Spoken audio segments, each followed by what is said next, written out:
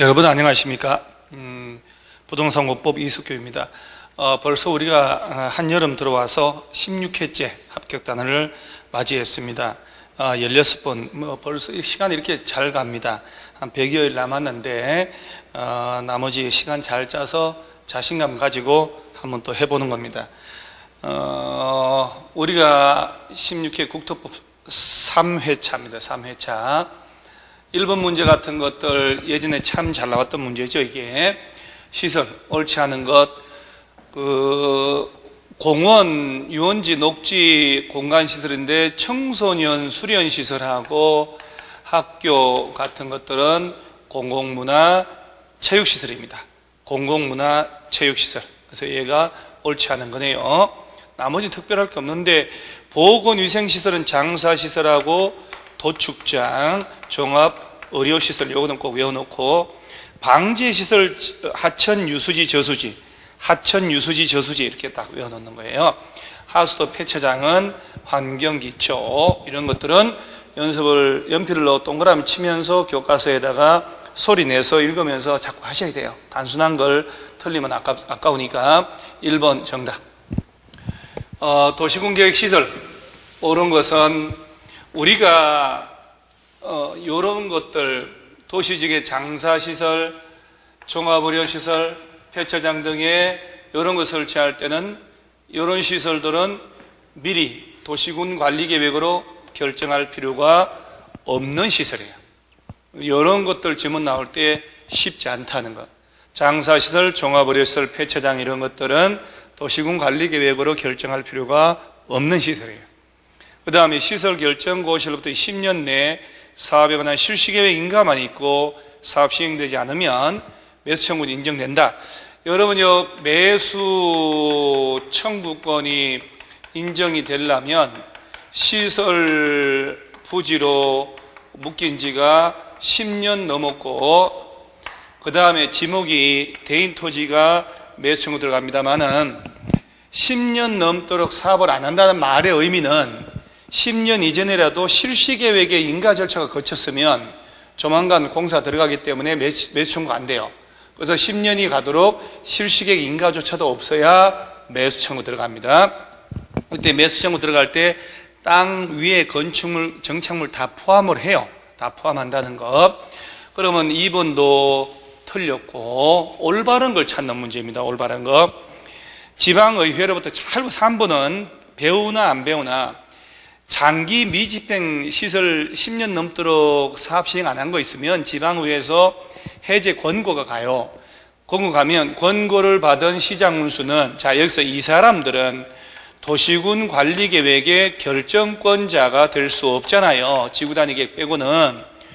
도지사가 결정한 도시군 관리계획의 해제를 도시군 관리계획 도지사가 결정한 도시군 관리계획에 해제해달라고 도지사한테 가서 요청을 하고 신청을 하고 할 수 있지만 시장 운수가 감히 직접 결정은 못하죠. 그래서 지방의회에서 장기 미집행 시설을 해제하라고 해달라고 권고 올라오면 시장 운수는 도지사한테 가서 도시군 관리계 결정으로 풀어달라고 요청을 할 수밖에 없어요. 시장 운수는 결정권자가 안 되니까 직접 결정한다고 이렇게 지문을 만드는 거예요. 그래서 이것도 이제 틀렸잖아요. 그 다음에 도지사가 시행한 도시군계획 시설 사업으로 그 도에 속하는, 이거는 비용 부담은 거의 뭐 시험 범위가 아닌데 한번 출제가 됐기 때문에 제가 한번 언급하려고 넣어놓은 거예요. 그 도에 속하지 않는 군이 현재 이익을 받은 경우에 해당 도지사와 시장군수, 도지사하고 군수 간의 비용 부담에 관한 협의가 성립이 안 되면 행안부에서 결정하는 바에 따른다라고 되어 있거든요. 이런 것들은 뭐 특별히 암기할 건 아니지만 도지사가 시행을 했다. 그 시설 사업을 했는데 그 도에 속하지 않는 군이 도에서 다른 시군으로 또 연결되는 도로 같은 거 만드니까 이익을 받았다면 도지사하고 군수 간의 비용 부담을 협의를 해야 되는데 협의가 안 된다. 그럼 당연히 도지사 위에 상급청은 행정안전부니까 행정안전부 장관이 결정한 바에 따른다라고 되어 있거든요. 그 다음 5번에 시설 사업이 둘 이상 지자체 관할에 걸쳐 시행된다면 그 시행자에 대한 협의가 안 되면 사업 면적이 가장 큰 지자체가 사업 시행자가 된다 이러면 안 되고, 만약에 A씨와 B 군에 걸쳐서 도로 시설 사업을 해야 되겠다. 자, 협의를 해서 누가 할지 시행자를 정하는데 협의가 안 된단 말이지. 그러면 같은 도 안에서 시장 군수 간에 협의가 안 되면 도지사가 시행할 자를 정해주고 고시하면 돼요. 그런데 둘 이상 시도에서 협의가 안 되면 당연히 국토교통부 장관이 시행자를 정해주고 고시하는 거예요. 그래서 일단 해당 지자체 간에 협의를 해서 누가 할지를 먼저 정하고, 협의가 안 되면, 자, 여기서 같은 도 안에서 시장 운수 간에 협의가 안 되면 당연히 도지사가 시행자 누가 하라고 정해주면 되고, 둘 이상 시도, 인천광역시, 경기도에서 협의가 안 된다. 그러면 국토교통부 장관이 시행자를 지정하고 고시한다. 여기처럼 사업 면적이 가장 큰 이렇게 하면 안 되는 거예요. 그래서 도지사나 장관이 지정한다는 거 알아놓으시기 바랍니다. 정답은 4번이고요. 4번이 정답인데 다른 지문들이 훨씬 더 중요하다는 것. 3번 문제, 도시군계획시설 옳은 것을 고르시오. 이렇게.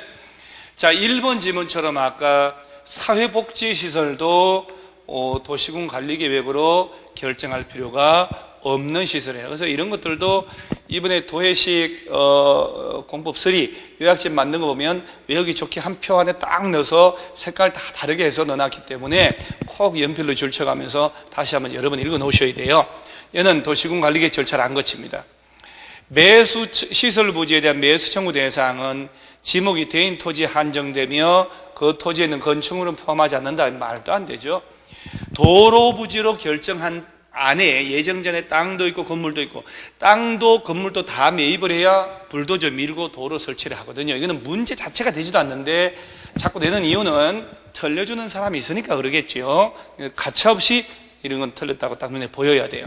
그 다음 3번에 용도 지역 안에서의 건축물의 용도, 종류, 규모의 제한에 대한 규정은, 자, 이 지문 드디어 나왔어요. 도시군 계획시설.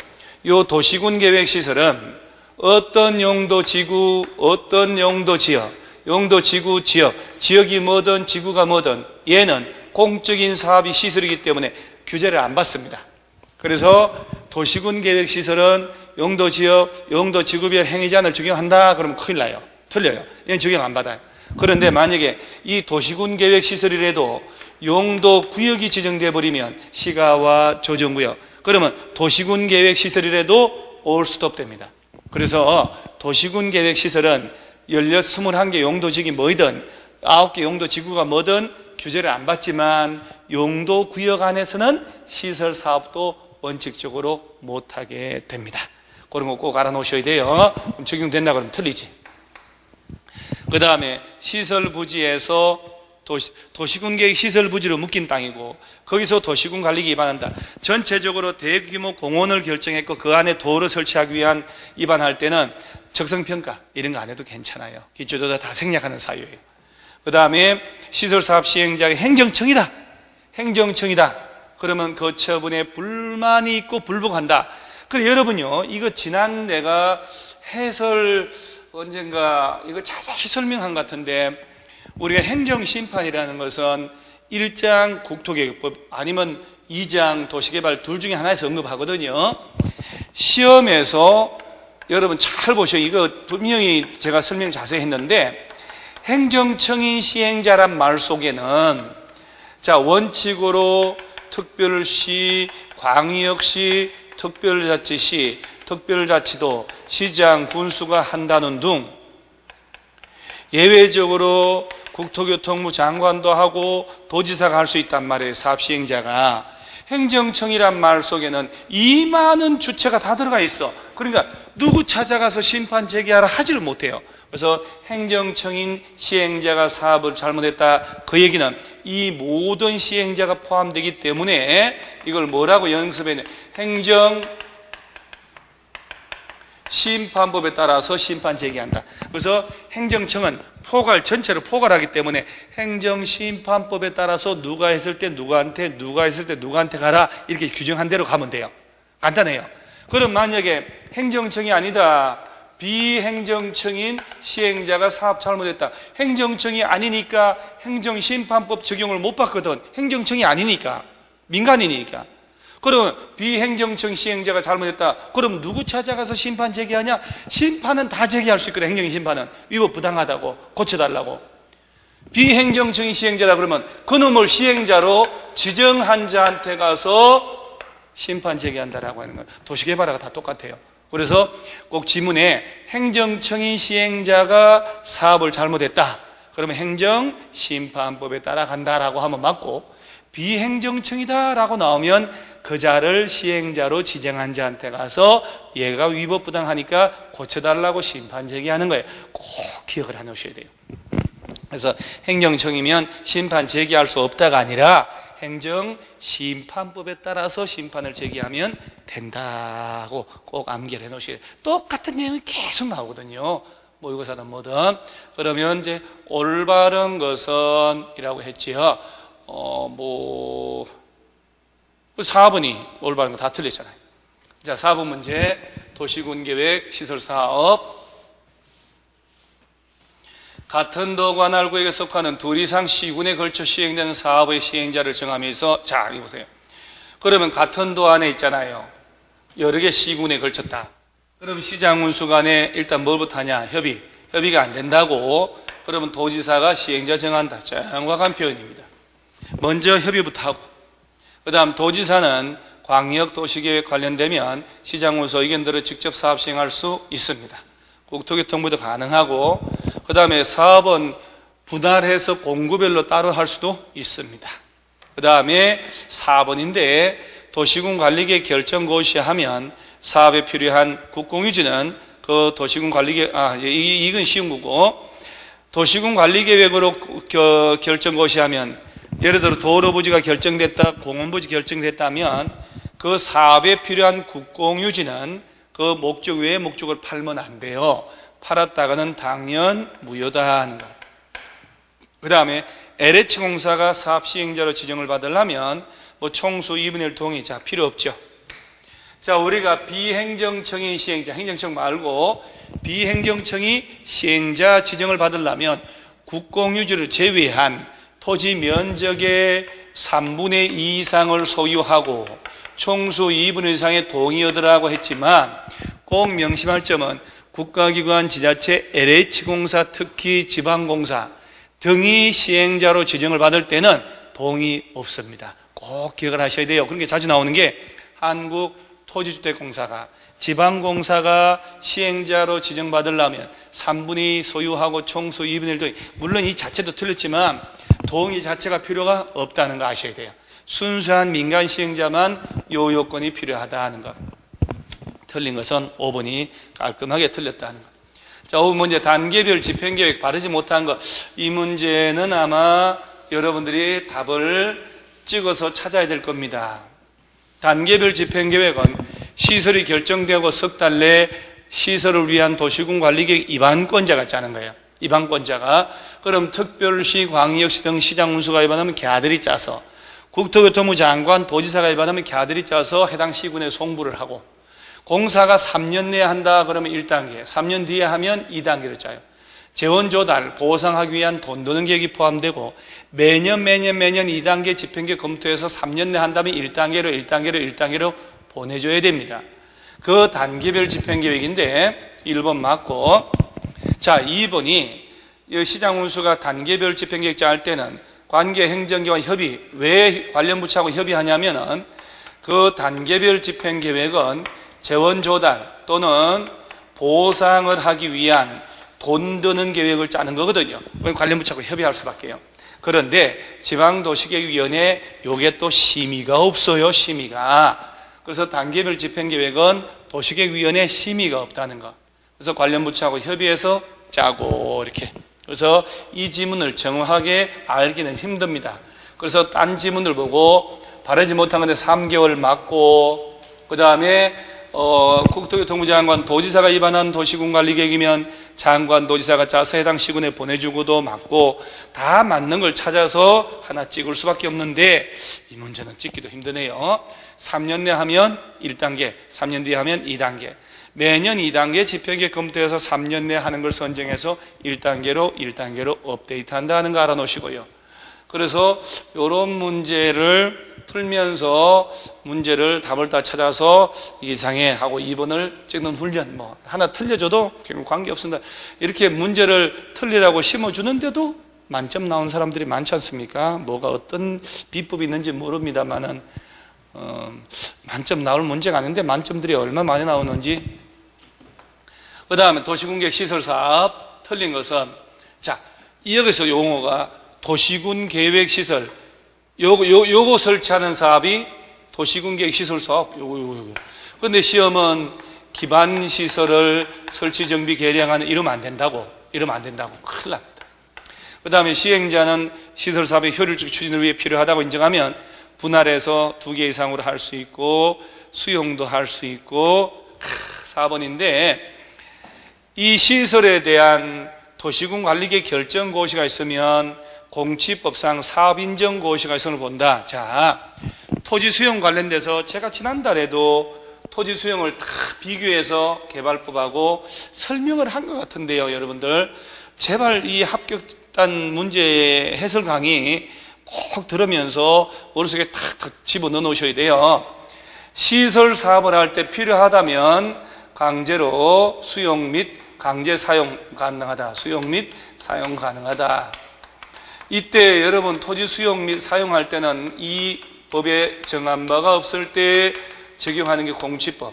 자, 이 공치법은 20조, 22조 등에서 A 땅을 B가 보상을 하고 강제로 수용하려면 미리 국토교통부 장관 찾아가서 B는 공익사업의 인정을 얻어야 돼요.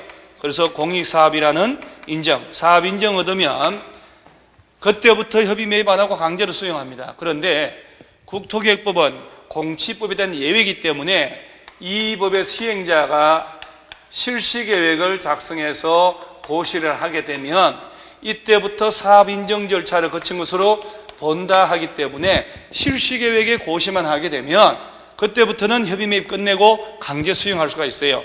여기처럼 도시군 관리계획 결정 고시가 있을 때가 아니고 이 시설을 위한 도시군 관리계획 결정했다는 얘기는 아직도 시행자가 확정을 못했는데 누가 수용을 합니까? 도로 설치하기 위한 도시군 관리계획 결정을 먼저 하고 그 다음에 시행자가 딱 정해지면 서울시가 실시계획 만들어서 고시를 한단 말이에요. 그러면 실시계획 고시를 딱 하게 되면 그때부터는 매입을 안 하고 강제 수용할 수 있다는 얘기예요. 그래서 이런 식으로도 시험을 낸다는 거 아셔야 돼요. 실시계획에 인가고시가 있으면 공치법상 사업인정고시가 있을 것으로 본다. 그런데 우리 개발사업을 할 때는 수용대상 토지 등의 세부 목록을 고시하면 공치법상 사업인정고시가 있을 것으로 본다. 이렇게. 네, 틀린 게 4번. 조건부로 인가를 할 수 있다. 당연한 일이고요. 이게 지금 그렇죠. 그 다음 7번 문제. 매수 청구 지목이 대인 토지, 우리 매수 청구 이건 정말로 중요하기 때문에 연습을 쭉 하셔야 돼요. 옳은 거네요. 소유자가 원하면 지방자치단체인 매수 의무자는 채권을 발행할 수 있다. 맞죠? 지자체가 매수 의무자일 때만 채권, 도시군계획 시설 채권 발행할 수 있다는 것. 그 다음에 그 비업무용 토지나 부재부동산 등이다. 그 대금의 전부에 대해서 채권을 발행할까? 3천만 원 초과하는 금액에 대해서만 채권 발행할 수 있어요. 3천만 원. 그 다음 매수 청구 받은 날부터 6개월 내 매수입을 통보하고 통보했으면 2년 내에 매수하세요 라고 하는 거예요. 자, 채권을 발행해서 채권의 상환기간은 10년 이내에서 정한다. 이건 도시개발 채권의 상환기간을 정할 때 도시개발 채권. 매수 청구된 토지의 매수 가격은 공시지가 택도 공시가를 하면 안 되죠. 공취법에 따라서 당연히 감정평가를 별도로 해야 되겠지요. 누가 공시지가로 땅을 산다 하면 좋아하겠습니까? 감정평가를 별도로 해야 됩니다. 따라서 정답은 1번. 8번. 10년 내에 시행되지 않은 경우에 매청구한다. 바르게 연결한 것은 바로 들어가는 거죠. 지자체가 아닌 매수의무자는 매청구 받은 날부터 6개월 이내에 매수 여부를 결정하여 토지 소유자고 해당 지자체에다 통보하고, 매수하기로 했다 알린 날부터 2년 내에 매수하세요라고.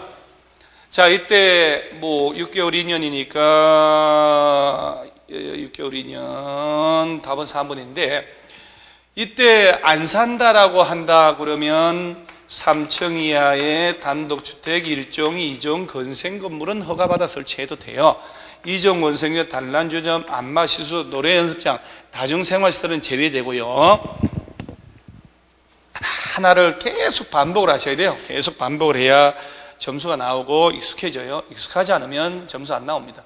정답은 3번이죠. 9번 타인 토지 출입 손실보상. 자, 이 문제하고 아까 단계별 집행계획에서 만점을 맞기 위한 문제, 그래서 수능 문제에서 12개 이상 꾸준히 맞추셔야 돼요, 요새. 그리고 9, 10월 달 가서 18개 정도 맞히고, 그렇게 해서 쭉쭉쭉 하다 보면 다 푸른 문제인데, 자, 이게 옳은 것은 타인 토지에 출입을 할 때 권한 표시하는 정표 허가증을 지니고 이걸 시군구에다가 내보여야 한다.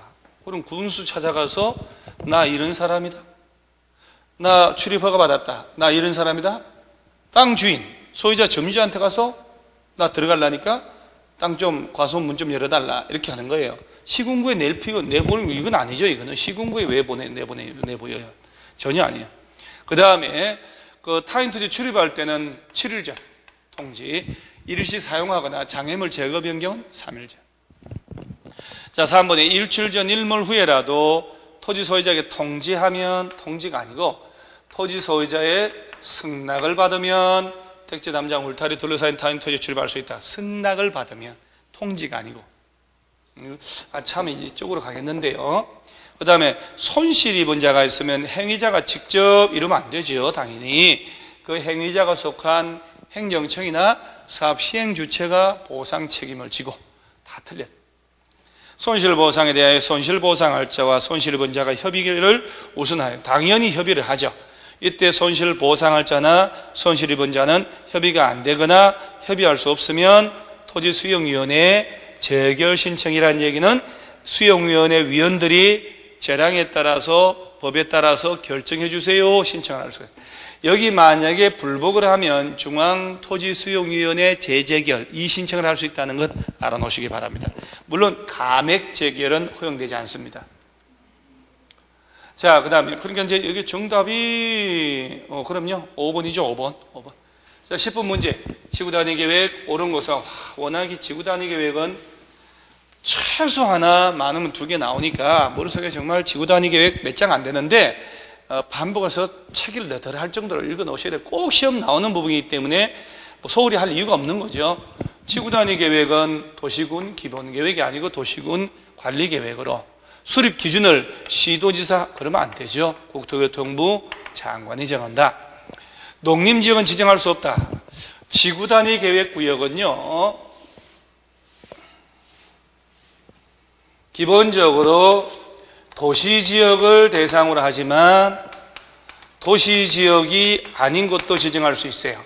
그 도시지역도 임의적 대상, 의무적 대상이 있습니다만은 도시지역이 아닌 곳이 일정한 요건을 갖춘 계획 관리지역, 그 다음에 일정한 개발진흥지구 요건을 갖춘 이 개발진흥지구도 왜 주특기, 주거개발하고 특정개발진흥지구는 계획관리지역에서만 지정됐을 때 지구단위 계획 수립할 수 있고, 산업유통은 계획관리, 생산관리, 농림지역 다 가는 계생농, 관광, 휴양은 도시지역, 외지역이면 어디라도 가능하다.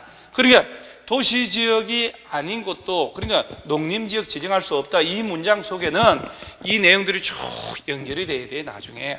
그 다음 4번 계획관리지역에 지정하는 지구단위 계획. 자, 원래가 아까도 얘기했습니다만은 계획관리지역이면 40%, 100%인데 지구단위 계획 짤 때 여기에 1.5배 60%, 여기 2배에 200%까지 완화되죠. 따라서 건폐율은 150%, 1.5배, 용적률은 200%, 2배까지 완화한다. 얘도 틀렸다. 자, 지구단위 계획 수립할 때 건축물의 용도 제한에 관한 사항은 반드시 포함하라. 이 중에 하나가 지정이 되면 그로부터 3년 되는 날까지 지구단위 계획이라는 걸 수립고시 안 하면 3년 되는 날에 다음날 다 풀리죠.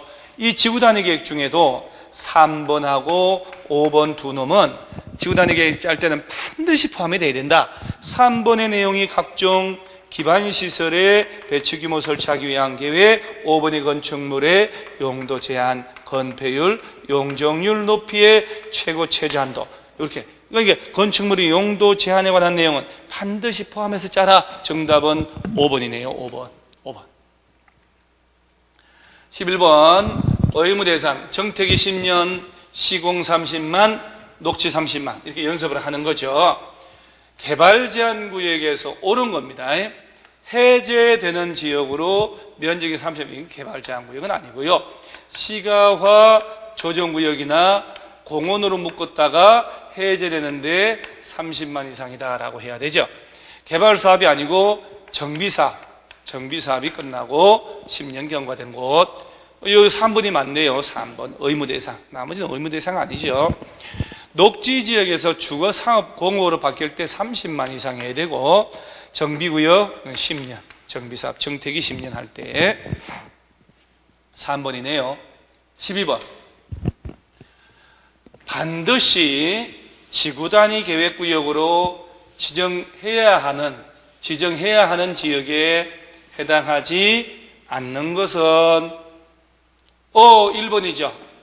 도시개발제한구역, 도시자연 얘들은 아니고 시가와 조정구역이나 공원에서 해제되는데 면적이 30만 이상일 때 그러면 의무대상. 개발제한구역이나 도시자연공원구역은 의무대상 아니에요.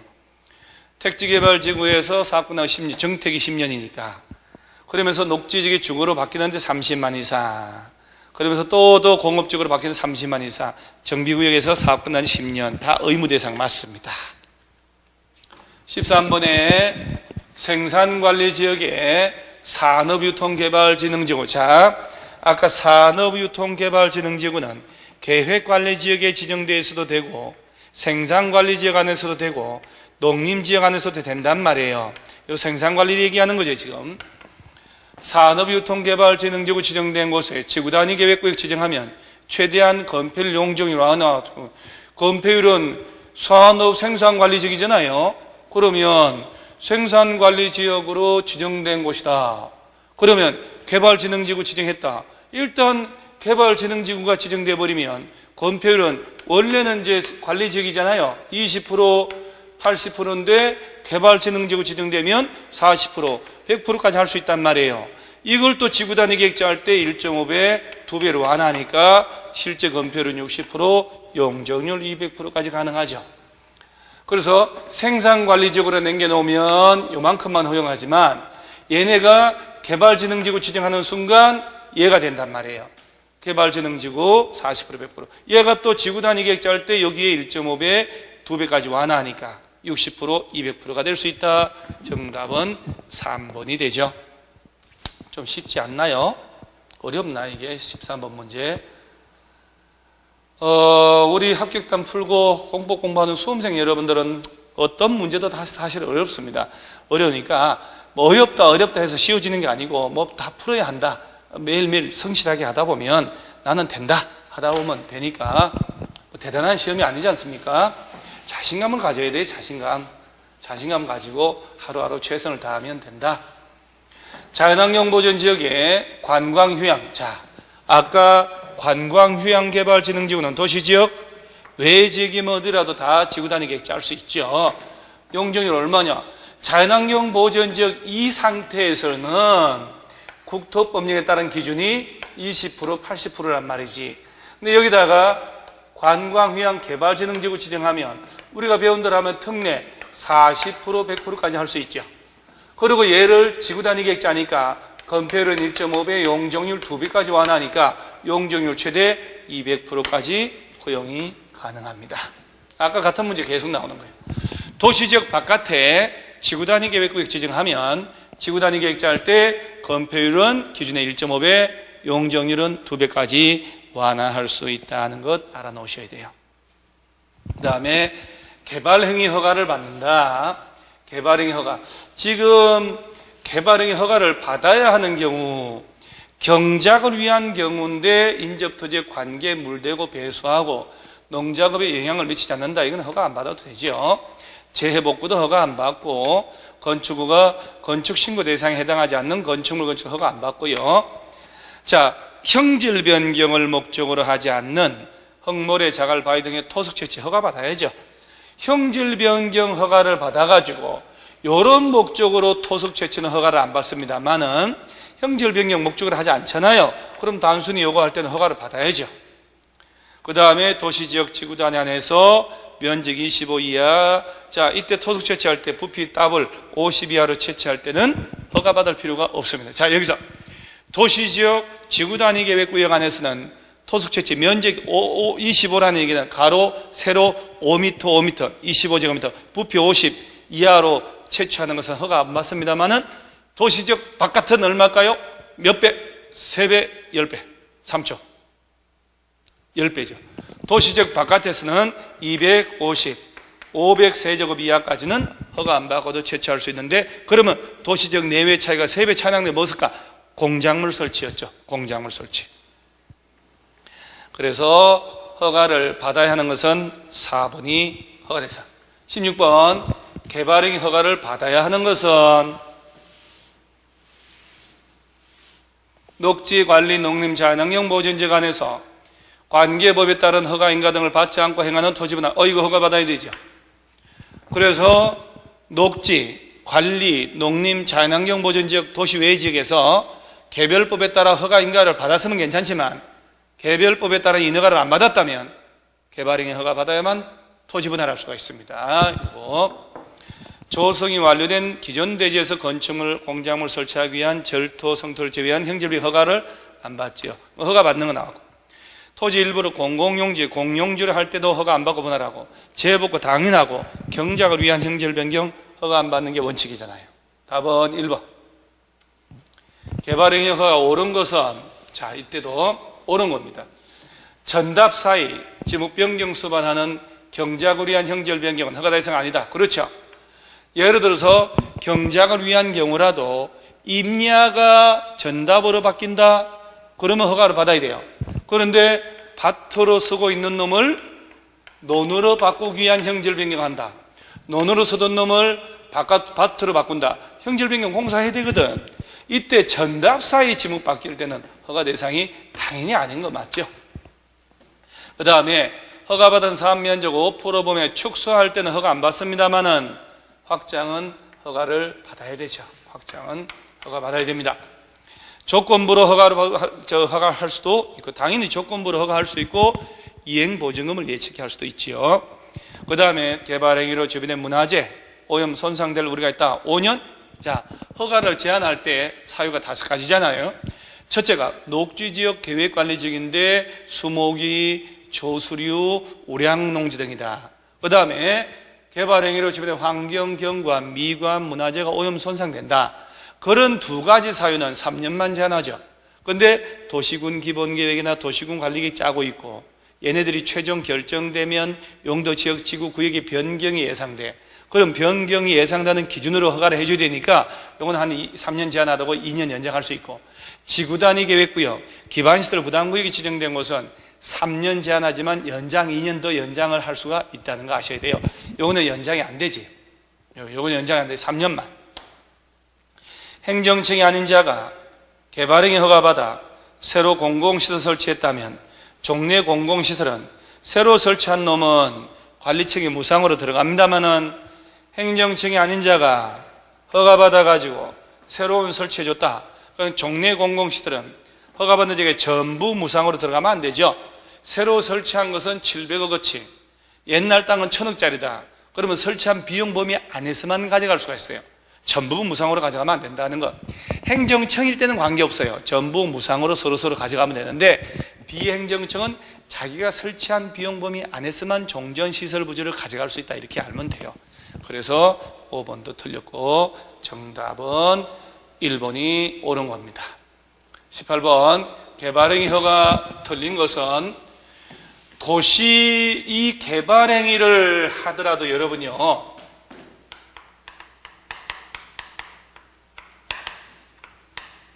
도시군 계획 사업에 의한 개발행위 할 때는 따로 허가 안 받죠.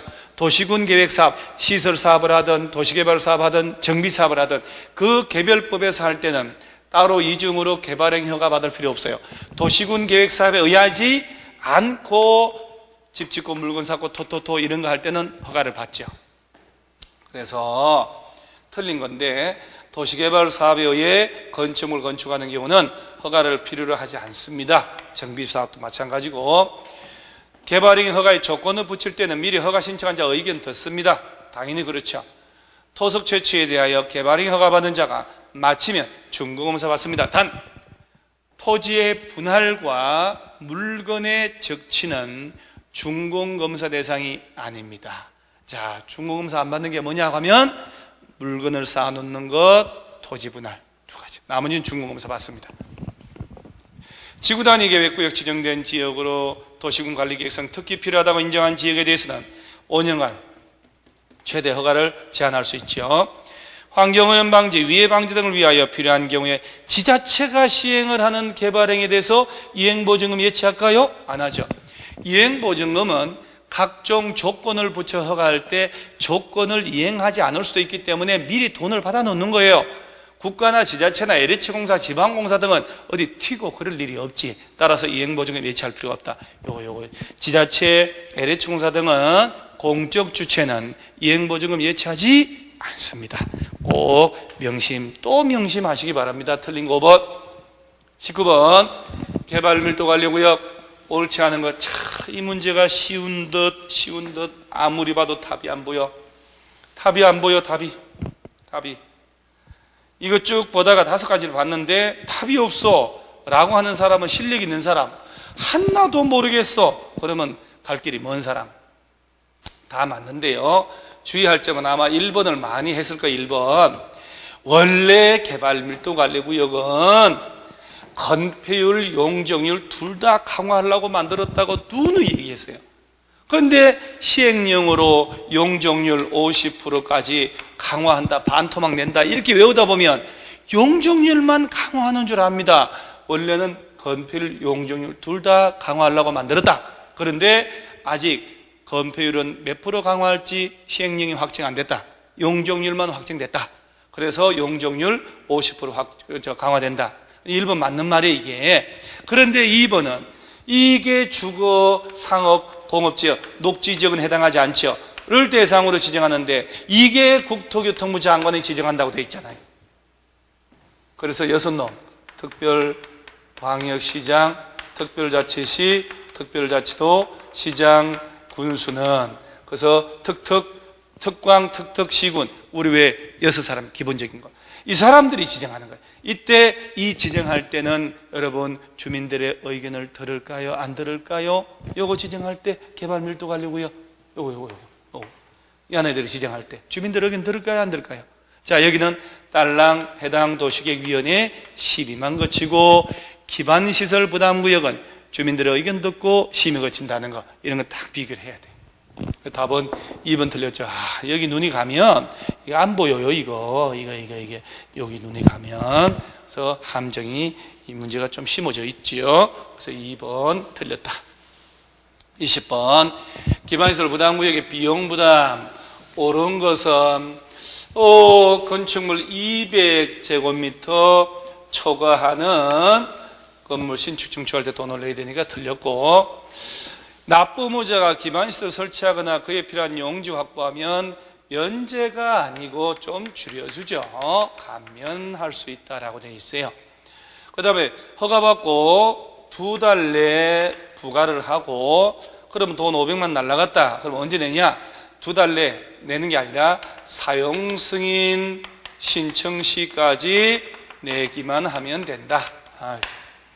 그 다음에 기반시설 설치 비용은 현금으로 내지만 토지 등으로 물납, 워터로 낼 수 있다. 워터, 그 워터가 아니고 물건으로 토지 등으로 낼 수 있다. 이렇게 이게 여러 번 시험 나왔죠.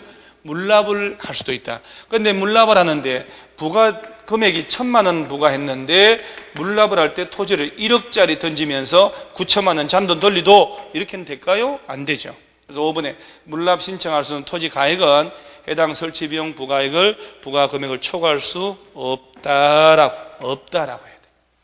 자, 여기까지가 또 20문제예요.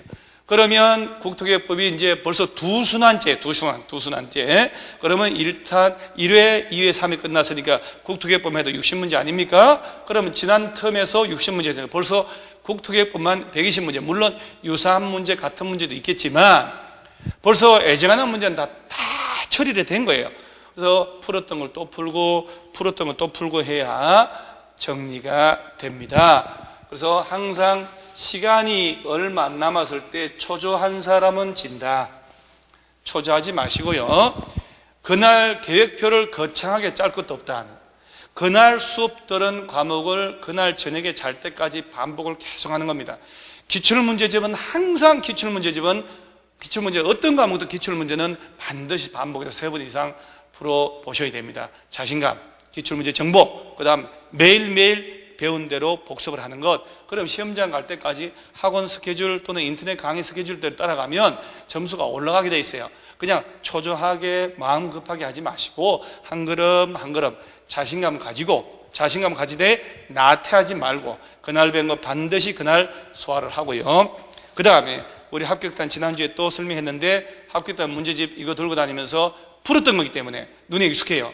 푼 걸 다시 풀고 하셔야 돼요. 이 책 너덜너덜하게 풀어서 이제 미련 없이 버릴 정도로 딱 되면 여기 2탄이 또 나올 거거든요. 그래서 1탄은 이걸 한 서너 번 풀고 버리시기 바랍니다. 버리고 2탄으로 해서 또 문제를 서너 번 풀고 반드시 합격합니다. 공법 70점 이상 나옵니다. 그래서 우리 10월 26일 날 시험 다 끝나고 전부 다 합격해서 고지에서 만나면 요 카페에서 만나기로 해요. 자, 그래서 16회 시험 합격단 해설 강의도 이만 마치겠습니다. 고생하셨습니다.